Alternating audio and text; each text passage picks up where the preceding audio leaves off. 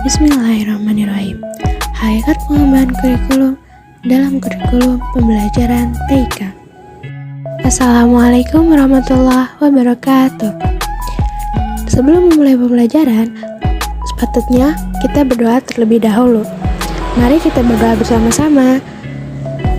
Raditu billahi robba wa bil islami dina wa bi muhammadin nabiyya wa rasulah. Rabbi zidni ilma warzuqni fahma. Amin. Semoga pembelajaran kita hari ini diberkahi oleh Allah Subhanahu wa taala. Amin. Sebelum memasuki kepada materi yang akan kita bahas, di sini saya akan memperkenalkan diri saya sendiri terlebih dahulu. Perkenalkan, nama saya Sofia Amani dengan NIM C2083207018 dari Prodi Pendidikan Teknologi Informasi Universitas Muhammadiyah Tasikmalaya. Kita masuk kepada materi, yaitu hakikat pengembangan kurikulum. Kehidupan masyarakat akan terus-menerus mengalami perubahan sebagai akibat dari kemajuan ilmu pengetahuan dan teknologi. Kemajuan ilmu pengetahuan dan teknologi pada skala global dewasa ini sudah mencapai taraf yang luar biasa, bahkan bisa dikatakan sudah mencapai eksplosif atau ledakan. Perubahan itu berpengaruh pula pada bidang pendidikan, termasuk dalamnya kurikulum dan pembelajaran. Pendidikan perlu mengantisipasi perubahan tersebut untuk menyiapkan sumber daya manusia yang mampu berkompetensi dalam masyarakat global. Ilmu pengetahuan dan teknologi dalam hal ini berperan sebagai penggerak utama perubahan. Perubahan yang terjadi pada kehidupan masyarakat menuntut kurikulum dan pembelajaran dapat menyesuaikan dan mengantisipasinya. Tujuan, materi, metode, dan pengalaman belajar yang diberikan di sekolah harus disesuaikan dengan kebutuhan peserta didik sebagai bekal hidupnya pada masa sekarang dan masa yang akan datang. Kurikulum mempersiapkan peserta didik menghadapi tantangan-tantangan di masa depan dengan memberikan keterampilan dan keahlian bertahan hidup. Kurikulum tidak cukup hanya dengan mengarahkan peserta didik pada penguasaan materi pembelajaran, yaitu konten oriental saja, tapi perlu juga dikembangkan dengan berorientasi kepada kehidupan peserta didik dan juga perkembangan ilmu pengetahuan dan teknologi. Memasuki materi yang pertama, yaitu pengertian kurikulum. Dari berbagai pengertian kurikulum, Ali M mengkategorikannya ke dalam 3 pengertian, yaitu yang pertama, kurikulum sebagai rencana belajar peserta didik, yang kedua, kurikulum sebagai rencana pembelajaran, dan yang ketiga, kurikulum sebagai pengalaman belajar yang diperoleh peserta didik. Di sini saya akan menjelaskan tentang pengertian kurikulum. Data Taba mendefinisikan kurikulum sebagai rencana belajar dengan mengungkapkan bahwa a curriculum is a plan for learning. Kurikulum biasanya terdiri dari tujuan, materi, isi, strategi pembelajaran, dan evaluasi. Untuk dapat memberi penjelasan terhadap bentuk-bentuk belajar yang direncanakan dalam kurikulum memerlukan penjelasan. Penjelasan ini dapat diperoleh dari berbagai teori psikologi, seperti berkaitan dengan psikologi belajar dan psikologi anak. Kurikulum sebagai rencana pembelajaran adalah sebuah rencana pembelajaran di suatu sekolah. Kurikulum mencakup sejumlah mata pelajaran yang ditawarkan oleh suatu lembaga pendidikan yang harus ditempuh atau dipelajari peserta didik di sekolah atau perguruan tinggi untuk memperoleh ijazah tertentu.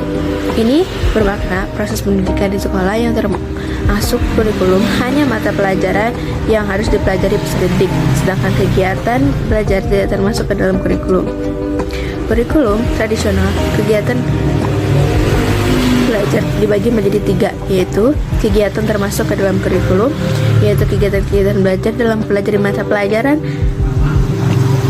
tertentu yang telah ditentukan. Kegiatan penyerta kurikulum, yaitu co-curriculum activities, yang merupakan penunjang atau penyerta dalam mempelajari suatu mata pelajaran tertentu dari kurikulum, seperti membaca di perpustakaan, praktikum di laboratorium, atau study tour. Dan kegiatan di luar kurikulum atau extracurricular activities seperti pramuka, olahraga, bela diri, silat, kesenian, PMR, atau paskibra, dan lain sebagainya. Kurikulum sebagai pengalaman belajar, mana kurikulum bukan hanya rencana pembelajaran saja, melainkan juga sebagai suatu pengalaman belajar yang nyata dan aktual jadi dalam proses pendidikan di sekolah. Kegiatan belajar yang dilakukan peserta didik dapat memberi pengalaman, kompetensi, dan materi pembelajaran. Berbagai alternatif pengalaman belajar dapat dipilih sesuai dengan jenis kompetensi serta materi yang dipelajari, baik di dalam kelas maupun di luar kelas. Pengalaman belajar di dalam kelas dilaksanakan dengan interaksi antara peserta didik dengan sumber belajar. Dilaksanakan dengan interaksi antara peserta didik dan sumber belajar seperti baca buku, melakukan eksperimen di laboratorium IPA, atau pembelajaran berbasis teknologi dan komunikasi seperti TIK di laboratorium komputer. Sedangkan pengalaman belajar di luar kelas dilakukan dengan jalan mengunjungi objek studi yang berada di luar kelas seperti melakukan observasi ragam tumbuhan pantai dibandingkan ragam tumbuhan di pegunungan bagi peserta didik yang ingin pelajari keanekaragaman makhluk hidup. Sesuai dengan karakteristik habitatnya dalam mata pelajaran biologi, praktek kerja lapangan di perusahaan seluler mengamati kecepatan abrasi pantai untuk dapat memahami pengaruh ombak laut terhadap pantai dalam mata pelajaran geografi. Pengertian tentang kurikulum diungkapkan dalam undang-undang. Selanjutnya dijelaskan dalam materi yang akan disampaikan dalam PPT yang terlampir. Pengertian kurikulum menurut undang-undang. Dalam Undang-Undang Nomor 20 Tahun 2003 tentang Sistem Pendidikan Nasional dan digunakan dalam Peraturan Pemerintah Nomor 19 Tahun 2005 yang merumuskan bahwa kurikulum adalah seperangkat rencana dan pengaturan mengenai tujuan, materi atau isi atau bahan pelajaran serta metode cara yang digunakan sebagai pedoman penyelenggaraan kegiatan pembelajaran untuk mencapai tujuan pendidikan. Pengertian kurikulum ini lebih berbentuk kerangka kerja atau rencana dalam membantu berkembangnya kemampuan peserta didik melalui proses pembelajaran. Dalam hal ini, institusi sekolah bertanggung jawab menggunakan kerangka kerja tersebut dalam mengembangkan kurikulum. Di dalam kerangka kerja tersebut memuat informasi tentang yang pertama, apa yang harus dipelajari peserta didik atau subjek. Yang kedua, apa yang harus peserta didik ketahui dan mampu lakukan, yaitu kompetensi. Yang ketiga, berapa lama mereka dapat belajar atau jam belajar, minggu belajar. Dan yang terakhir, yang keempat, dengan cara bagaimana peserta didik belajar melakukan tatap muka, tugas tertutup, ataupun tugas individu. Masuk ke materi yang kedua, yaitu pengembangan kurikulum. Pengembangan kurikulum mengalami sebuah siklus. Yang pertama, yaitu perencanaan kurikulum. Yang kedua, pengembangan kurikulum. Yang ketiga, pelaksanaan kurikulum. Dan yang keempat, penilaian kurikulum. Yang pertama, mari kita bahas tentang perencanaan kurikulum. Perencanaan kurikulum pada dasarnya adalah penyiapan dokumen kurikulum berupa kurikulum dokumen inti, pedoman, dan suplemen yang merupakan paket dokumen kurikulum. Dokumen yang dikembangkan didasari atas beberapa analisis, yaitu meliputi yang pertama, analisis kebutuhan masyarakat, yang kedua, analisis kebutuhan pengembangan ilmu, pengetahuan, dan nilai-nilai, dan yang ketiga, analisis kebutuhan peserta didik. Perencanaan kurikulum dilakukan baik dalam jangka panjang, menengah, maupun jangka pendek. Nah, yang pertama yaitu perencanaan kurikulum jangka panjang, merupakan kurikulum yang dikembangkan secara nasional yang diistilahkan dengan standar muatan nasional. Standar tersebut berbentuk kerangka kerja yang memberikan informasi umum mengenai keseluruhan mata pelajaran yang harus dipelajari atau muatan, apa yang perlu diketahui pada setiap mata pelajaran, topik atau aspek, maupun apa yang perlu dilakukan pada setiap mata pelajaran, yaitu kompetensi. Pengajar akan dinilai berdasarkan kemampuan mereka untuk mengembangkan kurikulum mata pelajaran mereka, kompetensi pedagogik inti. Ini adalah tugas sulit dan menantang, bahkan bagi pengajar yang berpengalaman dan berkualifikasi tinggi. Kurikulum makro ini ditetapkan oleh pemerintah. Yang kedua, perencanaan kurikulum jangka menengah merupakan perencanaan pembelajaran jangka menengah atau disebut juga kurikulum mikro, memuat kerangka kerja tentang program-program belajar untuk setiap semester dan kelas, termasuk menetapkan jumlah mata pelajaran yang akan diajarkan. Perencanaan pembelajaran jangka menengah sering disebut dengan silabus.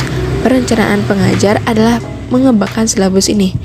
Fungsi utama dari perencanaan pembelajaran jangka menengah adalah untuk memetakan pembelajaran satu kelas selama satu semester. Silabus memperlihatkan rincian apa yang akan dilakukan peserta didik selama satu periode tertentu, yaitu sepanjang semester pada setiap pelajaran. Perencanaan pembelajaran ini memuat garis besar atau outline bahasan dan menunjukkan kesinambungan pembelajaran. Sekolah dan para pengajar bertanggung jawab mengembangkan kurikulum mikro atau silabus. Perencanaan kurikulum jangka pendek merupakan perencanaan disusun oleh individu pengajar yang disebut juga dengan rencana pelaksanaan pembelajaran atau RPP, lesson plan. Perencanaan ini membuat uraian yang akan dijelaskan oleh pengajar dalam pembelajaran sehari-hari, tanggung jawab sekolah dan para pengajar untuk mengembangkannya. Kurikulum sebagai perencanaan pembelajaran yang dibuat secara tertulis atau written curriculum menjadi pedoman bagi para pelaksana kurikulum dalam proses pembelajaran peserta didik. Perencanaan pembelajaran tertulis ini akan membantu mesingkatkan pengajar untuk memasukkan semua elemen kegiatan pembelajaran dan membantu pengajar menjadi lebih cermat dan efektif. Tanpa adanya perencanaan, akan sulit menganalisa bagaimana sesuatu semestinya direncanakan atau diterapkan setelah pembelajaran dilaksanakan. Dengan demikian, perencanaan pembelajaran tertulis berguna juga sebagai sumber untuk pembelajaran materi yang sama di waktu yang akan datang. Dalam merencanakan kurikulum, langkah-langkah yang ditempuh meliputi yang pertama, merumuskan tujuan. Rumusan tujuan kurikulum memperhatikan yang pertama tujuan yang ada pada diri peserta didik, yang kedua tujuan yang akan dihasilkan yang berupa hasil belajar yaitu perilaku tertentu biasanya dinyatakan dengan kata kerja tertentu. Yang ketiga, objek dari tujuan itu berupa materinya. Tujuan yang dirumuskan di dalam kurikulum adalah tujuan umum yang tidak bisa langsung dilakukan pengamatan atau pengukuran di dalamnya. Yang kedua, perumusan materi. Pengorganisasian materi dalam mata pelajaran memperhatikan dan mempertimbangkan hal-hal sebagai berikut. Yang pertama, perkembangan psikologis dan fisik anak. Yang kedua, kebermanfaatan atau kegunaan bagi anak. Yang ketiga, beban belajar anak. Dan yang keempat, disiplin keilmuan. Dalam menyusun materi, perlu diperhatikan ruang lingkup atau skop, yaitu kedalaman materi-materi yang dibatasi pada masa tertentu, dan uratan sequence adalah materi diurutkan sesuai jalan logis dan tingkat kesulitannya. Materi pembelajaran yang dirumuskan berupa materi-materi pokok. Yang ketiga, perumusan kegiatan pembelajaran. Dalam merumuskan kegiatan pembelajaran, termasuk di dalamnya adalah merumuskan strategi dan metode yang dipilih. Perumusan kegiatan pembelajaran disertai dengan indikatornya agar dapat terukur ketercapaiannya. Untuk suatu tujuan atau materi tertentu bisa saja digunakan beberapa metode, demikian juga sebaliknya.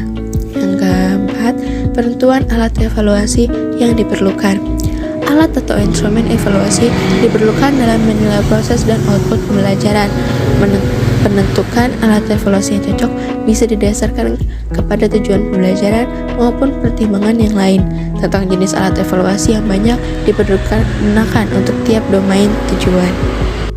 Masuk ke pengembangan kurikulum. Pengembangan kurikulum melibatkan pihak terkait yang masing-masing memiliki tugas dan tanggung jawab yang berbeda.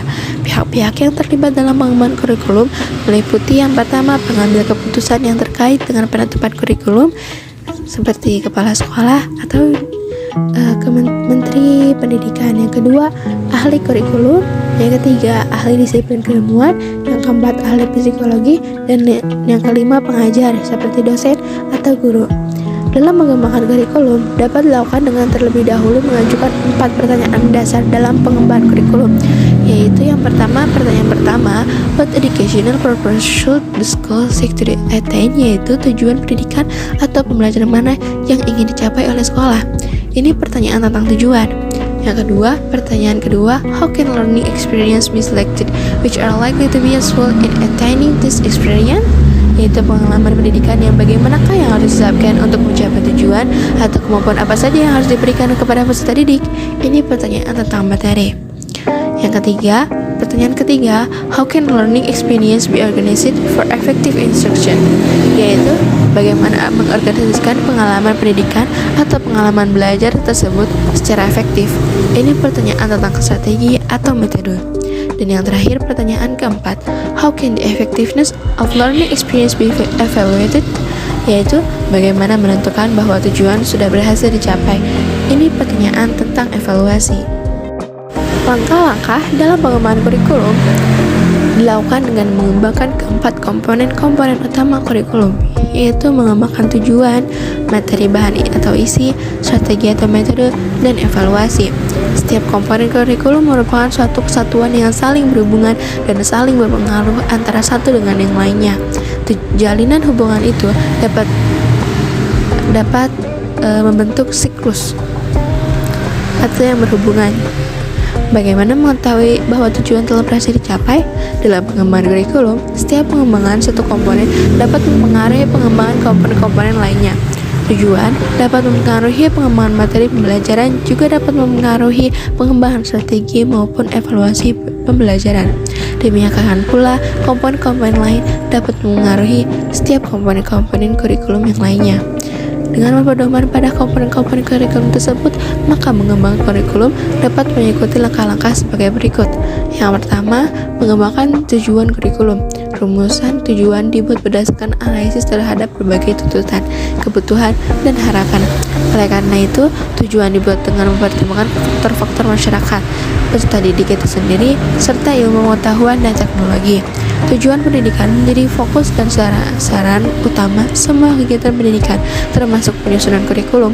Dalam penyusunan kurikulum, tujuan pendidikan yang masih bersifat umum, yaitu tujuan nasional atau tujuan institusional (aim), dijabarkan kepada tujuan-tujuan yang lebih khusus atau tujuan kurikuler (goal), dan kemudian dijabarkan lain kepada tujuan-tujuan khusus atau tujuan institusional (objektif). Tujuan umum menggambarkan nilai-nilai, kebutuhan, dan harapan dari masyarakat. Rumusan tujuan ini masih umum, relatif abstrak, perlu dijabarkan dan dirumuskan dalam tujuan yang lebih khusus, menggambarkan kecakapan atau kemampuan dalam bidang studi atau aspek tertentu dalam bentuk tujuan kurikuler. Tujuan kurikuler juga masih relatif umum, perlu dijabarkan lagi dalam tujuan yang lebih khusus, lebih konkret, dan spesifik, yang menggambarkan perilaku atau kecakapan khusus, yaitu tujuan instruksional.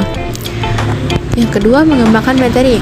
Materi atau isi pembelajaran merupakan pengalaman yang akan diberikan kepada peserta didik selama mengikuti proses pendidikan atau proses pembelajaran. Pengalaman belajar ini dapat berupa mempelajari mata pelajaran atau kegiatan sekitar masalah kehidupan sesuai dengan kurikulum yang telah ditentukan. Materi kurikulum disusun dengan mengacu pada tujuan yang telah dirumuskan sebelumnya, dan yang akan dicapai materi kurikulum biasa berupa pengetahuan fakta, konsep, prinsip, dalil, teori, dan lain-lain. Kemampuan seperti keterampilan, kecakapan, kompetensi, dan lain-lain, serta pengetahuan dan kemampuan. Yang ketiga yaitu mengembangkan metode kurikulum. Tujuan kurikulum yang telah dirumuskan dicapai dengan menggunakan metode kurikulum. Metode meliputi cara, teknik, atau taktik. Yang keempat, mengembangkan evaluasi kurikulum. Seberapa baik atau seberapa jauh dan bagaimana tingkat keberhasilan suatu kurikulum dapat diketahui dengan melakukan evaluasi kurikulum. Evaluasi banyak bergantung kepada tujuan yang hendak dicapai. Hal ini sangat penting sebagai umpan balik untuk mengadakan perbaikan. Oleh karena itu, evaluasi harus dilakukan secara terus-menerus dan secara menyeluruh atau komprehensif, meliputi semua komponen atau langkah-langkah pengembangan kurikulum. Prinsip-prinsip dasar berikut perlu diperhatikan dalam mengembangkan kurikulum. Yang pertama, berpusat pada potensi pengembangan kebutuhan dan kepentingan peserta didik dan lingkungannya. Kegiatan pembelajaran berpusat pada peserta didik agar kompetensinya berkembang menuju pencapaian tujuan pendidikan. Pengembangan kompetensi peserta didik disesuaikan dengan potensi pengembangan kebutuhan dan kepentingan peserta didik serta tuntutan lingkungan. Untuk itu, pembelajaran perlu dikemas sedemikian rupa sehingga mampu menarik dan merangsang peserta didik. Yang kedua, beragam dan terpadu. Pengembangan kurikulum memperhatikan keberagaman karakteristik peserta didik, kondisi daerah, jenjang, dan jenis pendidikan, serta menghargai dan tidak diskriminatif terhadap perbedaan agama, suku, budaya, adat istiadat, status sosial ekonomi, dan gender. Kurikulum mencakup seluas-luasnya mata pelajaran dan muatan di setiap mata pelajaran, dan harus ada keterkaitan di antara butir-butir kurikulum. Yang ketiga, tanggap terhadap perkembangan ilmu pengetahuan teknologi atau seni. Pengembangan kurikulum memperhatikan perkembangan sains, teknologi, dan seni yang berkembang sangat cepat dan dinamis. Kurikulum hendaknya memberikan pengalaman belajar kepada peserta didik untuk mengikuti dan memanfaatkan perkembangan tersebut. Yang keempat, relevan dengan kebutuhan kehidupan. Pengembangan kurikulum relevan dengan kebutuhan kehidupan sehari-hari peserta didik, kehidupan masyarakat, dunia usaha, dan dunia kerja. Oleh karena itu, diperlukan keterampilan atau keahlian menghadapi hidup atau life skills seperti keterampilan pribadi, berpikir, sosial, akademik, dan vokasional. Yang kelima, menyeluruh atau komprehensif dan berkesinambungan. Menyeluruh atau komprehensif mencakup keseluruhan kompetensi, keilmuan, materi pelajaran yang dipelajari, strategi dan metode pembelajaran yang dipergunakan, serta pengalaman belajar yang tersedia. berkesinambungan, bermakna. Semua itu direncanakan dan disajikan di semua jenjang pendidikan. Satu pengalaman belajar dibangun dari pengalaman belajar sebelumnya. Yang keenam, belajar seumur hidup. Peserta didik belajar seumur hidup sesuai melalui proses pengembangan, pembudayaan, dan pemberdayaan. Pengembangan kurikulum meliputi pendidikan formal, non-formal, dan informal yang memberikan kompetensi dan keahlian kepada peserta didik yang perlu dipelajari agar dapat terus belajar sepanjang hidupnya. Yang ketujuh, seimbang antara kepentingan nasional dan kepentingan daerah. Sekolah perlu mempertimbangkan minat dari masyarakat dan daerah dengan mengacu pada kerangka kerja umum dan dari pemerintah nasional. Pelaksanaan kurikulum. Pelaksanaan kurikulum sering disebut juga dengan implementasi kurikulum, merupakan kegiatan nyata yang dilaksanakan pengajar dalam proses pembelajaran. Oleh karena itu disebut juga dengan kurikulum aktual. Pada umumnya, proses pembelajaran bisa dipandang sebagai transformasi input menjadi output. Memberikan pengertian bahwa input berpengaruh bagi proses pembelajaran. Input propulsif adalah peserta didik yang akan mengalami proses pembelajaran. Pada input ini tidak bisa dilakukan manipulasi, demikian juga dalam kerangka mikro. Input environmental tidak bisa dimanipulasi. Hal ini menyangkut suasana luar proses itu sendiri. Adapun yang sifatnya manipulatif atau input instrumental, termasuk di dalamnya adalah kurikulum. Pengajar bertugas untuk memanipulasi sedemikian rupa, sehingga kedua input yang lain itu dapat ditransformasikan menjadi output yang diinginkan. Adapun output dari proses ini adalah peserta didik yang telah mengalami perubahan. Perubahan ini terjadi pada perilaku peserta didik sesuai dengan tujuan yang diinginkan.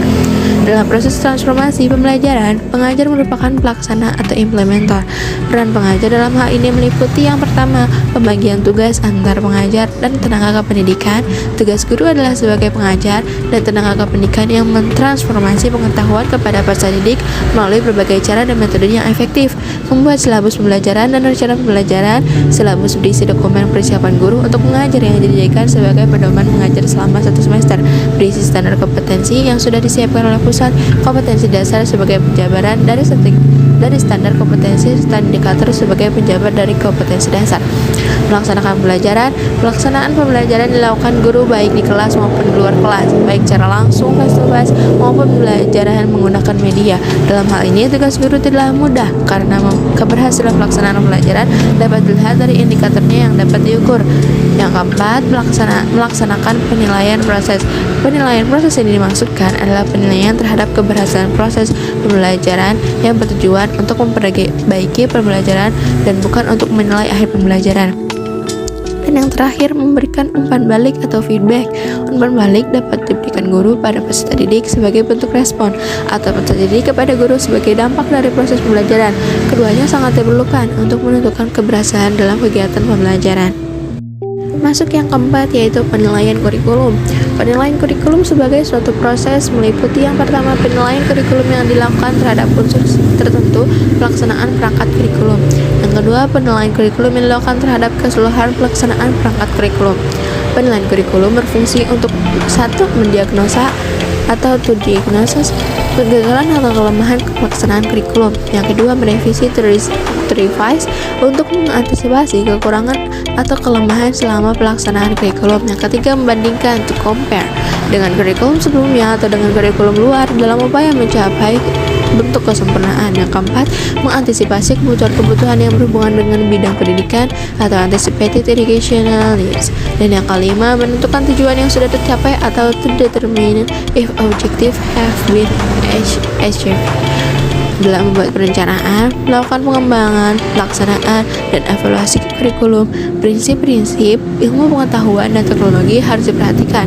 Demikian pula dengan penggunaan sarana berbasis teknologi yang diperlukan agar pelaksanaan berlangsung dengan efisien dan efektif. Kurikulum dan teknologi pendidikan. Teknologi pendidikan memegang peran yang penting, terutama setelah berkembangnya teknologi informasi dan komunikasi, di mana komputer menjadi bagian integral di dalamnya. Teknologi pendidikan dan berbagai alternatif pendidikannya untuk masa sekarang dan masa yang akan datang mendorong pengajar memanfaatkan seoptimal mungkin penggunaan komputer tersebut di bidang pendidikan. Teknologi pendidikan merupakan pengembangan, penerapan, dan penilaian sistem-sistem teknik-teknik dan alat-alat baru untuk memperbaiki proses pembelajaran. Education technology is the development, application, and evolution of system, techniques, and aims to improve the process of human learning. Teknologi pendidikan adalah penerapan pengetahuan ilmiah tentang belajar dan kondisi belajar untuk memperbaiki efektivitas dan efisiensi pengajar dan pelatihan. Teknologi pendidikan melaksanakan teknik-teknik pengujian empirik untuk memperbaiki situasi-situasi belajar, atau educational technology is application of scientific knowledge about learning and the condition of learning to improve the effectiveness and efficiency of teaching and training, and the absence of scientifically established principle at implements technique of imperial testing to improve learning situation. Teknologi pendidikan adalah suatu cara yang sistematik tentang perencanaan, pelaksanaan, dan penilaian keseluruhan proses belajar dan mengajar dalam kerangka tujuan-tujuan khusus berdasarkan penelitian dalam belajar dan komunikasi dan mendaya gunakan sumber-sumber manusiawi dan non-manusiawi menuju ke pengajaran yang lebih efektif. Atau educational technology is a systematic way of designing, implementing, and evaluating the total process of learning and teaching in terms of specific objective based on research in human learning and communication, and applying a combination of human and non-human research to bring about more effective instructions. Dari ketiga definisi tersebut, dapat disebutkan bahwa teknologi pendidikan merupakan pendekatan sistematis dalam merencanakan, melaksanakan, dan mengevaluasi proses pembelajaran. Dengan adanya teknologi pendidikan, maka terjadi kecenderungan sebagai berikut. Yang pertama, terjadinya perubahan kedua ke arah pendekatan belajar yang lebih berpusat pada peserta didik atau student-centered approach learning. Perubahan ini ditandai oleh semakin bertambahnya penggunaan media belajar yang diindividualisasikan. Yang kedua, pertambahan secara eksplosif penggunaan teknologi informasi dan komunikasi secara praktis dalam semua aspek pendidikan. Masuk ke kurikulum dan teknologi pendidikan. Kurikulum dan teknologi pendidikan saling melengkapi. Teknologi pendidikan berfungsi memperkuat pengembangan kurikulum. Bagaimana kurikulum dikembangkan, maka itu menjadi fungsi teknologi pendidikan. Terminologi teknologi tidak hanya berkaitan dengan alat-alat atau mesin, namun juga berkaitan dengan kegiatan menerapkan ilmu atau pengetahuan atau usaha untuk memecahkan masalah. Dengan demikian, teknologi adalah penerapan ilmu pengetahuan yang sistematis untuk melakukan suatu kegiatan. Teknologi dalam pendidikan mencakup semua alat yang mungkin dapat digunakan untuk menyajikan informasi dalam pendidikan, seperti televisi, media audiovisual, atau komputer. Pembelajarannya menggunakan perangkat wireless, baik berupa perangkat benda atau perangkat keras, hardware atau perangkat program atau perangkat lunak seperti software. Dalam konteks teknologi pendidikan, perangkat keras dimasukkan sebagai alat yang dapat membantu peserta didik belajar secara individual. Bentuk-bentuk pembelajaran dengan sistem pembelajaran individual semacam ini dapat dilihat dalam pembelajaran modul ataupun pembelajaran dengan bantuan komputer, yaitu Computer Assisted Instruction atau CAI. Perangkat keras adalah hasil-hasil produksi dari rekayasa teknologi yang dimanfaatkan dalam proses pembelajaran. Teknologi sederhana yang digunakan dalam pembelajaran seperti papan tulis, gambar, model. Selanjutnya menikah dengan memanfaatkan teknologi elektronik yang sederhana seperti overhead project, slide, atau film dewasa. Ini perangkat keras yang digunakan untuk adalah memanfaatkan hasil rekayasa teknologi tinggi atau high-tech seperti penggunaan satelit, televisi, radio, atau telepon untuk program belajar jarak jauh. Selain itu juga memanfaatkan komputer seperti adanya Computer Assisted Instruction dan e-learning yang memanfaatkan jaringan internet untuk kegiatan pembelajaran. Perangkat lunak berupa program pembelajaran yang dapat dipelajari oleh peserta didik secara individual. Isi program ini adalah tentang tujuan yang hendak dicapai, materi pembelajaran yang hendak dipelajari atau dikuasai, program belajar atau pengalaman belajar yang disusun secara sistematik dan sistematis. Pengembangan program belajar atau pengalaman belajar ini dengan memanfaatkan berbagai sumber belajar. Dalam prakteknya, kedua perangkat tersebut dapat dilaksanakan secara bersamaan untuk mencapai tujuan belajar dan mengefektifkan proses pembelajaran. Agar perangkat-perangkat ini dapat menunjukkan keefektifan belajar, maka dapat didesain pembelajaran analisis sistem di mana seluruh komponen pembelajaran dianalisis dan dikembangkan dengan mengacu pada tujuan. Teknologi pendidikan memiliki peran yang besar pada pembangunan kurikulum karena dalam merancang, menyusun, dan mengembangkan kurikulum menjadi sumber yang menentukan strategi pembelajaran dengan menempatkan pengajar tidak hanya sebagai pelaksana, namun sebagai perekayasa dalam proses pembelajaran. Rekayasa dilakukan pengajar yaitu pada perangkat keras, pada perangkat lunak, atau program belajar lainnya. Langkah-langkah pengembangan program belajar yang pertama yaitu tahap behavioral teknologi. Tahap ini adalah pengembangan program pembelajaran dengan menganalisa tingkah laku yang perlu dipelajari dan dikuasai serta keadaan tingkah laku belajar peserta didik. Analisis tingkah laku tersebut memanfaatkan penggunaan ilmu pengetahuan untuk mengungkapkan kemampuan yang harus dimiliki peserta didik, di samping kemampuan yang harus digunakannya untuk memperoleh kemampuan hasil belajar. Dan tahap kedua, instruksional teknologi. Kemampuan hasil analisis tingkah laku dikembangkan ke dalam pengembangan program pembelajaran yang terpilih. Dan yang ketiga, tahap performance teknologi. Pengembang program pembelajaran selalu menggunakan teknik analisa kebutuhan belajar untuk memperoleh informasi mengenai kemampuan yang diperlukan peserta didik. Bahkan setelah peserta didik menyelesaikan kegiatan belajar, selalu dilakukan analisa ulang balik untuk melihat kesesuaian hasil belajar dengan kebutuhan belajar. Masuk ke pengembangan kurikulum online memerlukan perencanaan yang hati-hati dan studi kelayakan yang matang agar pengembangan ini mampu menjawab berbagai permasalahan dalam pendidikan, dunia kerja, dan keilmuan. Terlebih dahulu dilakukan penentuan pelajaran online untuk melengkapi keberadaan kurikulum online dan kemudian menentukan bagaimana cara yang paling baik untuk mengembangkannya. Untuk pengembangan kurikulum online diperlukan wawasan yang luas tentang program yang untuk semua level. Dengan demikian dapat dilihat pelajaran yang mana yang perlu ditambah, diubah, atau diperbarui. Jika seluruh kurikulum baru diletakkan ke dalam tempatnya, perlu dilihat bagaimana pelajaran individual akan membantu mempertemukan tujuan belajar yang ditetapkan bagi seluruh program. Perencanaan pelajaran online memerlukan kerjasama banyak orang dan merefleksikan banyak kemungkinan skenario desain. Pengajar merupakan bagian penting dari tim pengembang. Beberapa langkah yang harus dilakukan oleh pengajar dalam hal diantaranya yaitu pengajar harus secara aktif terlibat dalam proses pendidikan dan harus memahami kebutuhan dan harapan peserta didik. Pengajar harus berkolaborasi dengan peserta didik untuk mengumpulkan ide-ide mereka tentang apa yang seharusnya dilakukan dalam pelajaran atau kurikulum online. Pengajar harus sangat akrab dengan bidang-bidang utama perusahaan yang diajarkan agar relevan. Pengajar harus mempunyai ide yang baik yang menjadi kumpulan setiap pelajaran dalam keseluruhan perencanaan kurikulum, informasi, dan aktivitas keterampilan yang dicakup dalam struktur tertentu. Pengajar juga akan memahami bagaimana pembelajaran yang layak secara individual. Kapan suatu pelajaran perlu dikembangkan sebagai perubahan keseluruhan kurikulum terhadap arah baru atau perluasan yang mempertemukan tuntutan baru. Pengajar punya perasaan yang baik tentang pelajaran individual, yang mana yang perlu dikembangkan dan mana yang perlu dimodifikasi dari seluruh kurikulum. Diperlukan pengetahuan teknis untuk memasukkan suatu informasi atau materi pelajaran dalam suatu kurikulum online. Untuk itu perlu dijalin kerjasama antara pengajar dengan desainer pelajaran dan pengajar lain. Peserta administrator sebagai anggota tim pengembang pelajaran atau kurikulum. Pengajar memerlukan wawasan yang luas tentang program untuk semua tingkatan. Dengan demikian dapat dilihat mata pelajaran mana yang perlu ditambah, diubah, atau diperbarui. Peserta didik dalam lingkup akademik online harus dapat berpikir secara kritis, tidak semata-mata